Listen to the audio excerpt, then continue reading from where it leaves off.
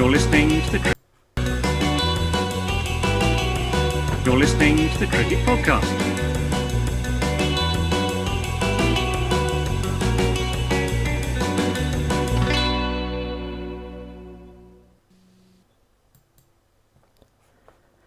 Hello everyone and welcome to the Cricket Podcast. Again, slightly late, sorry about that. There's always technical issues when it's me and Dan, but this time I'm putting it on Dan's side because he currently has a MacBook which doesn't turn on, which is, as he said, about as useless as what, Dan? I won't say it, but Virat Kohli's batting right now. about as much use as Virat Kohli's batting. So yes, hello. I am here with Dan. Dan, how are you today? Apart from the broken MacBook, I am very good. Glad to hear it. Usual messages for our guests. Please do like and subscribe to this stream and video on YouTube. Follow us at the Cricket Pod on Twitter and Instagram, and we might as well get straight into it, I guess. I think we had today a slightly more sedate game of cricket than perhaps we saw yesterday, which is somewhat understandable because yesterday was absolute carnage. But today things calmed down a little bit. India actually got off to not a bad start. They kept things tight up top and got the wickets of both the openers, and they were looking sort of maybe like they had a sniff of turning things around just before lunch, but unfortunately a little bit of wayward bowling to get Root's eye in saw to the end of that, and the middle session was imperious from Joe Root and ably supported by David Malan on his return to the England side. Despite a slight wobble at the end, I mean, what England batting innings would be complete without a slight wobble at the end? England still ended up the day with a very, very healthy first innings lead, and one that you think would be insurmountable. So, I mean, my first question for you, Dan, if yesterday was a 10 out of 10 for England in terms of performance, let's measure today on a scale of 1 to 10, but a slightly different scale of 1 to 10. We're looking at where 5 in the middle is exact equilibrium between England batting really well and India being a bit crap. 10 being England dominance, nothing you can do about it. 1, just India being useless. Where are you putting today? Oh, that's a tough one. See, I looked at the scoring as more of a 10 for England because I think they've actually got themselves into the perfect position in this match right now. So you mentioned India might have had a sniff to turn things around. Well, being bowled out for 78 or whatever it was in the first innings, you don't give yourself many sniffs to turn it around, particularly when the openers for the opposition score an unbeaten century partnership, which is few and far between for England, I think it's fair to say as well. I think there's a 10 out of 10 day for England, just primarily because when you're in that position where you're just so dominant in a match, you've got such a massive lead, one of the biggest mistakes you can make is just to bat on for too long and therefore bringing the draw more into the equation. Whereas, you know, if you're getting rolled, if you bowl the opposition out for say 78, 80 or 100, whatever, probably the best thing you can do is get all out for 430, 450 type totals, and then you're not taking a massive amount of time out of the game. Yeah, that's a fair point, and actually I think supposedly there's a little bit of rain forecast as well for the 5th day. At least there was before. When is there not in England? Well, absolutely, and up north as well. So extra danger. So yeah, you make a fair point, but I think one thing that disappointed me particularly today was we saw England into a position that fits Jos Buttler's raison d'etre. Like, we had England with a great platform in the lead, and all we wanted was a half an hour of swashbuckling Jos Buttler fireworks, and we are still waiting for the moment where where Jos Buttler comes in and takes the game further away from the opposition. But never mind. Fortunately, we bat down to 10, so there were still a few bowlers at the end to propel us forward. I'm not a massive buyer of Buttler in Test cricket still. No, well, Jack said earlier he's now back into it's a cyclical thing, and he's now back into the I hate Joss Butler cycle. It goes round. Like we question his presence in the side. Then he does something ridiculous like winning an supposedly unwinnable game against Pakistan with Chris Wokes. We all love him again, and then he goes back to not doing very much, and we all question why he's there. Yeah, yeah, that's true.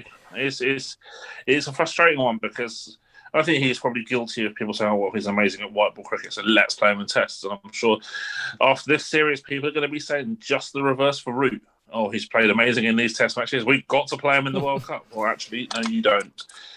Well, it's an interesting point. I mean, well, you talk about Root, and it just makes me think of some of the questions you get about Virat Kohli at the moment, and whether he is performing and whether he should be in the side. It wasn't that long ago that people were calling for Joe Root's head and saying that should he be in the England side? He's only averaging nearly 40 at the moment. He's just it's just not good enough. And now he has hit 7 centuries since Kohli last hit a century. Just thought. I think that people used to complain about his conversion rate. Yeah, when they were actually completely ignoring the fact that getting onto like 70 was still put him as the best England batter out of the whole group anyway. Well, he's certainly probably the best player in the world Test cricket this year. I would say I think so, and he's top scored in every one of England's innings in this series so far. So long may that continue. Imagine if he got injured before the Ashes. Well, I think if he did get injured before the Ashes, I think we should just not turn up. I think that's probably the only way around it. Find some sort of some reason to push it back until he's feeling better. You mentioned the scoring rate earlier, and I think Joe Root in particular was an exponent of that. And I don't know who it was mentioned on Sky commentary, but they were saying, what's Joe Root on 60, 70, and then you look down and oh no, he's actually on 80 or 90, and he just seems to score without even trying. Obviously, he is unique in that respect of how good he is at doing that. But were India a bit lax in the field, do you think, and with the ball, with how they approach things? Obviously, with the ball not doing very much, it is quite difficult, but you surely have to do what you can to keep things as tight as possible and play with the field and that kind of thing. Did India do that enough today? Did they make it a little bit too easy for England to score quickly? I think there's also an issue with regards to the bowling morale of a team after they've gone out, been rolled out for 80 odd in the first innings. I think it's easy to get downhearted, feel under pressure, and feel like you have to perform. Yeah, bring out the miracle balls a lot more often when perhaps the conditions don't assist for that. So maybe that going for that more of an aggressive approach is often the case in these type of scenarios. But no, I mean, Root batted well, like he has done for the best part of a year, and fair play to him. I think there was a bit in terms of the pace of the score. I think there was a few murmurs on Twitter earlier about Hamid's scoring pace, but I've got no dramas with it at all at that stage of the game. I thought, particularly yesterday, Hamid did an excellent job of rotating the strike, and he and Rory Burns worked quite well, I think, from that respect. And putting away the bad balls that maybe Sibley wouldn't have done outside off stump. I thought Hamid did pretty well from that point of view. But I think he and Rory Burns in particular will be very disappointed not to have moved on to 100 because it is his birthday today. We should mention that. Happy birthday, Rory. Shame he didn't make it, but it did mean we got to watch more of Joe, and I'll always watch more of Daddy Root. That was. So we have 3 players today having issues with conversion rates. So maybe in about a year and a half time, they might start hitting hundreds like Root's doing now.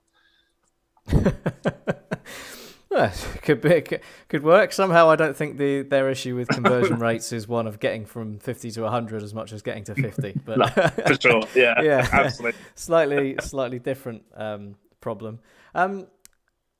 England, I mean, it was a good day for England, and obviously tough for India. I see Stan Weaslers asked in the chat, do do you think England should declare overnight with 9 down, and have a go in the morning, or is it worth coming out and just still having a bash? Risking one of our bowlers getting injured. No.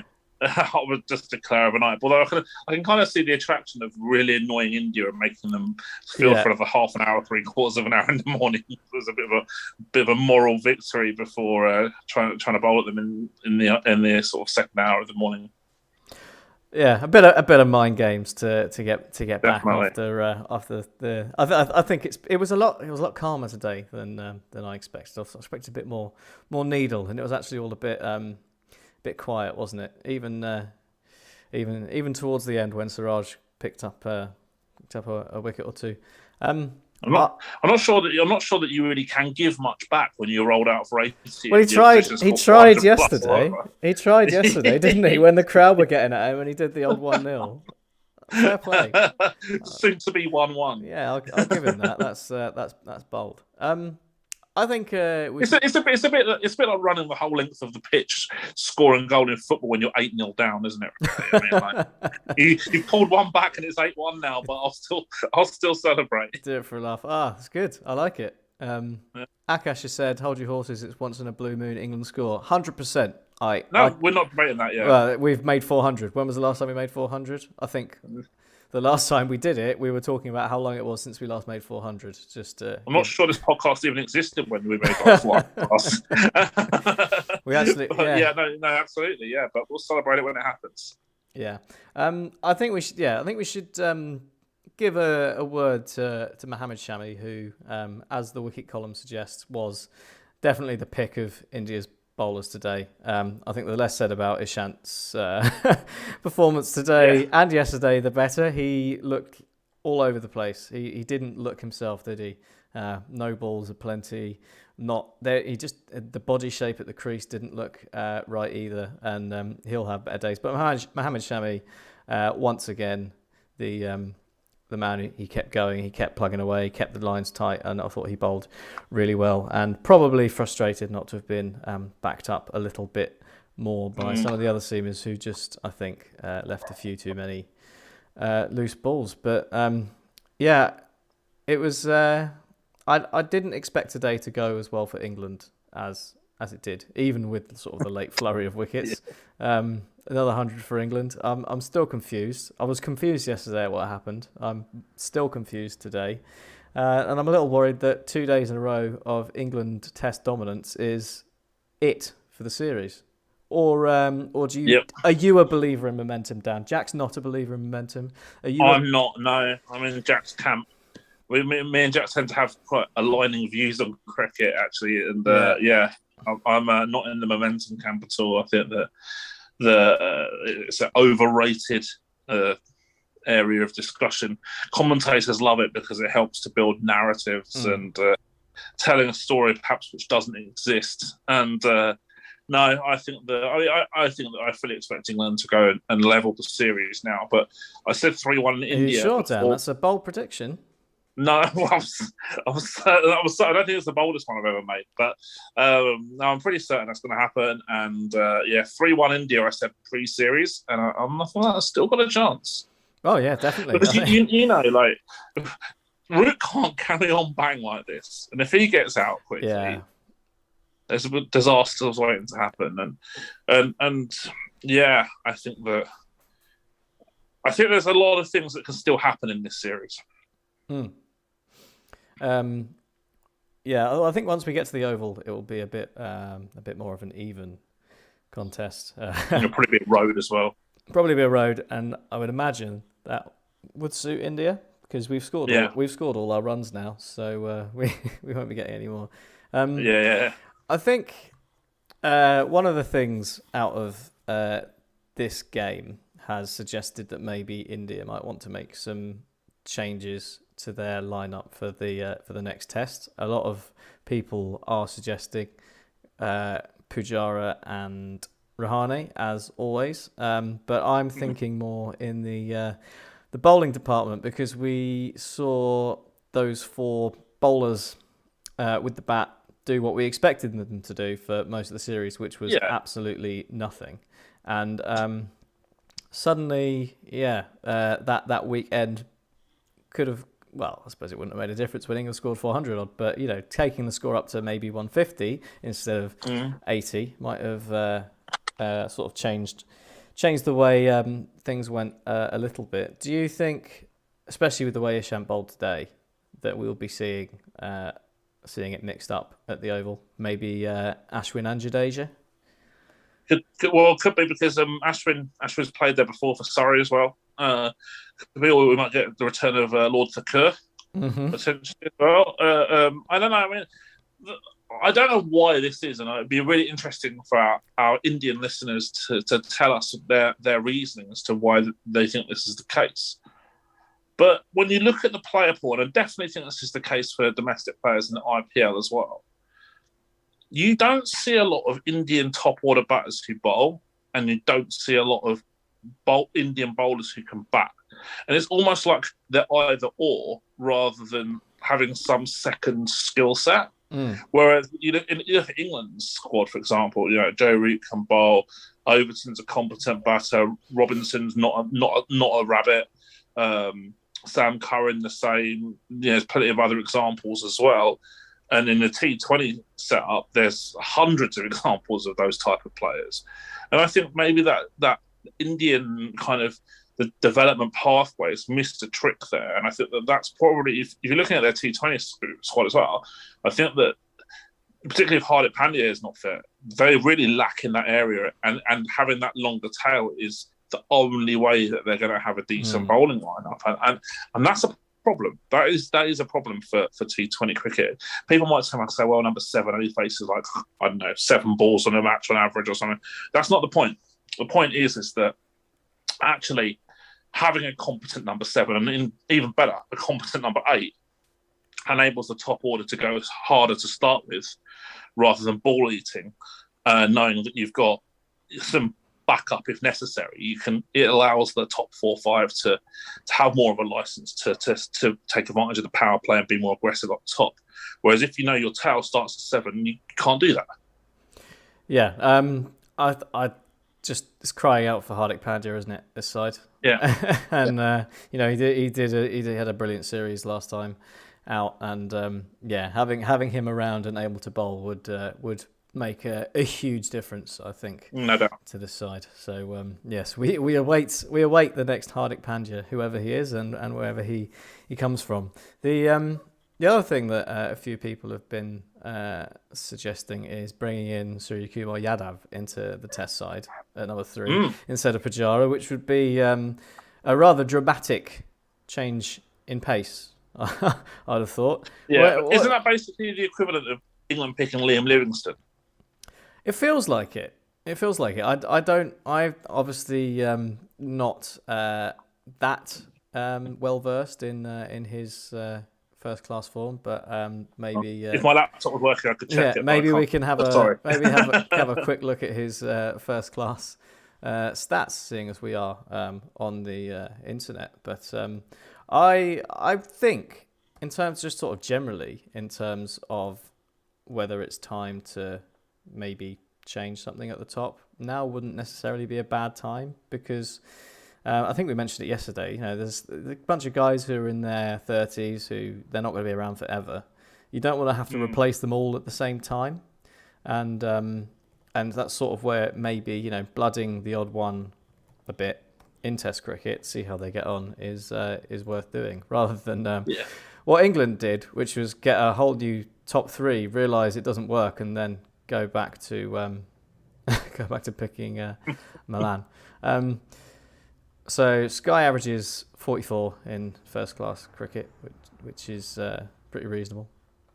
I don't know how that compares when it's. I think Vihari average is 60 in domestic cricket. So the last 4 or 5 years, or whatever it is. Ranji Trophy and County Championship aren't necessarily that comparable, but at least it's not terrible. I'd like to see some changes. Why not? Let's mix things up. We can't have the same team every time. It's boring.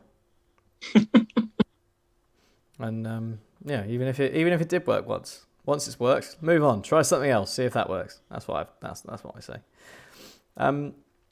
So yeah, I mean, tomorrow.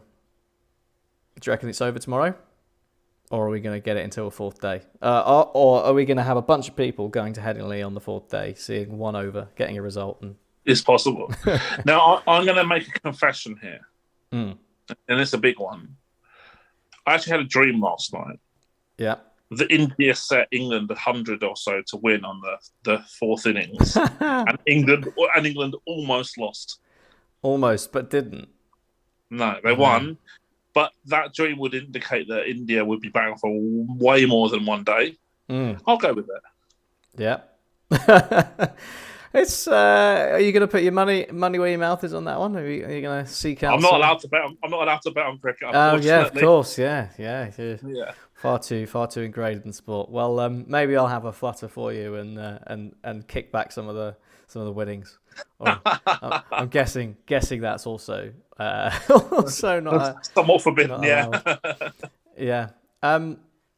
So I think. Well, you said 3-1 at the start, didn't you? If as we expect, England go on to win this Test match, are you sticking 3-1, or do you think you've seen enough that England might do something? Well, so we're at the Oval next time, right? The next Test. Yes. Is that? Yeah. Okay. So the problem is that having watched 4 days of Surrey versus Leicestershire earlier in the season, that dramatically reduces my confidence that there will be a result, because those 4 days were played on the biggest road I have ever seen in professional cricket.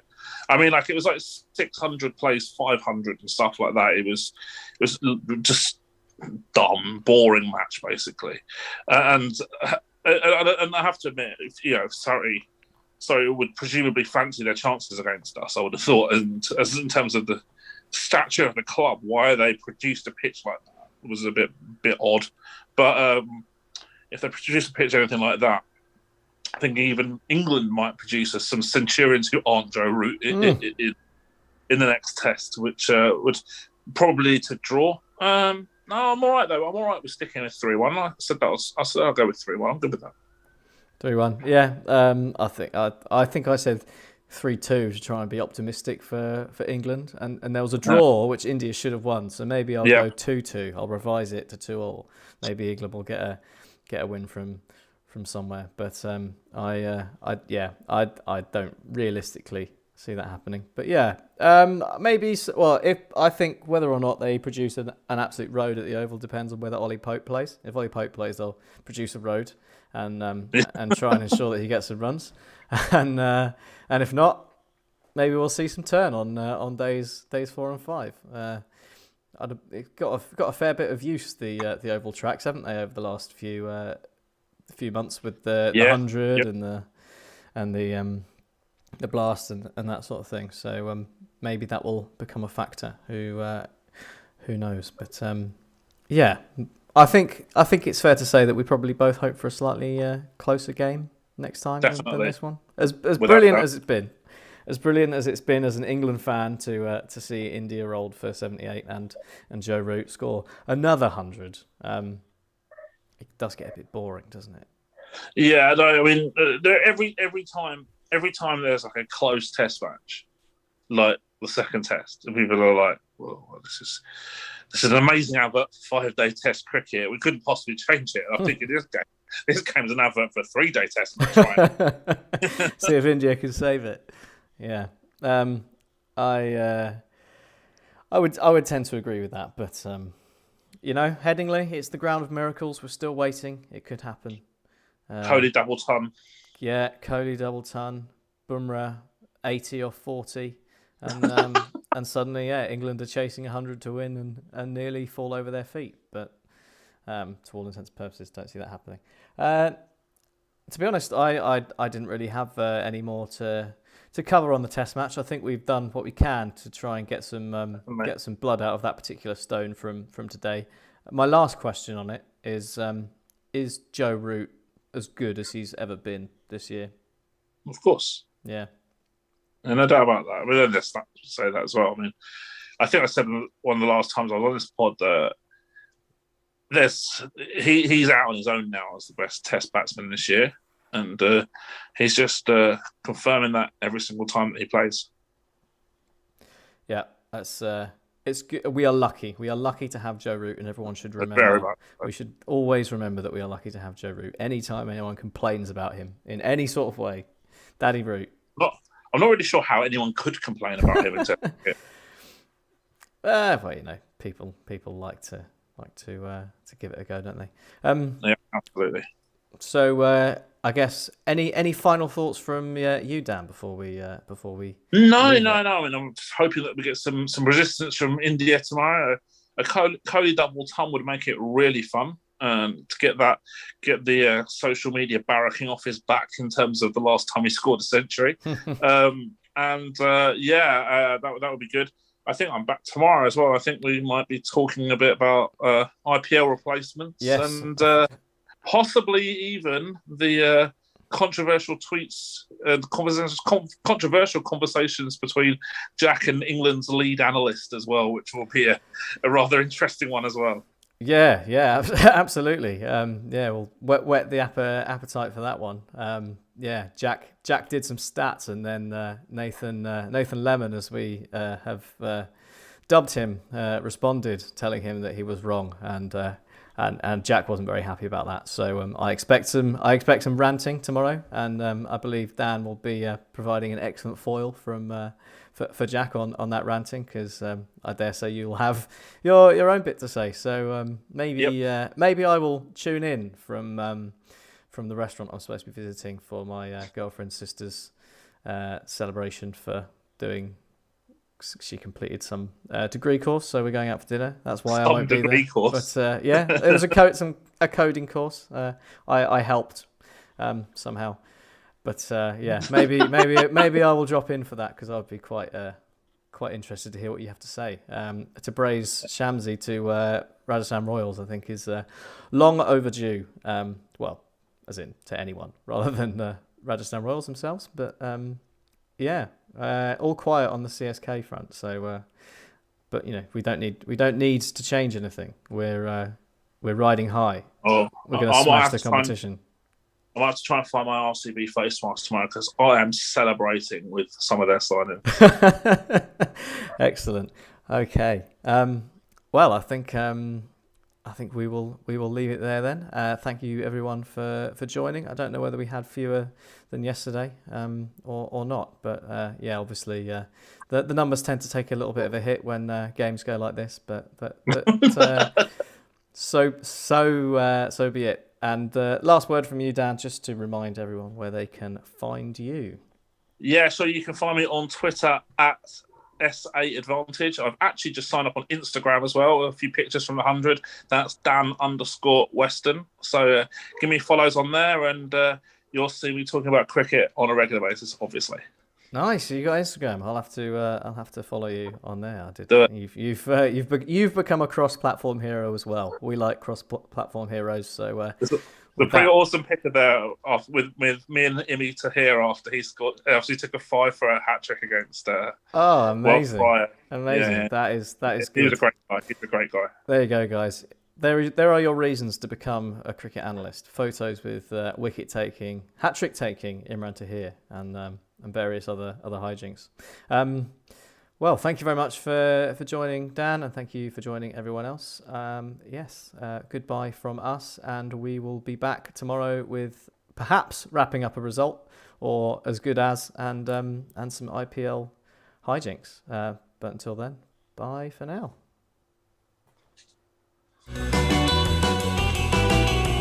You're listening to the Cricket Podcast.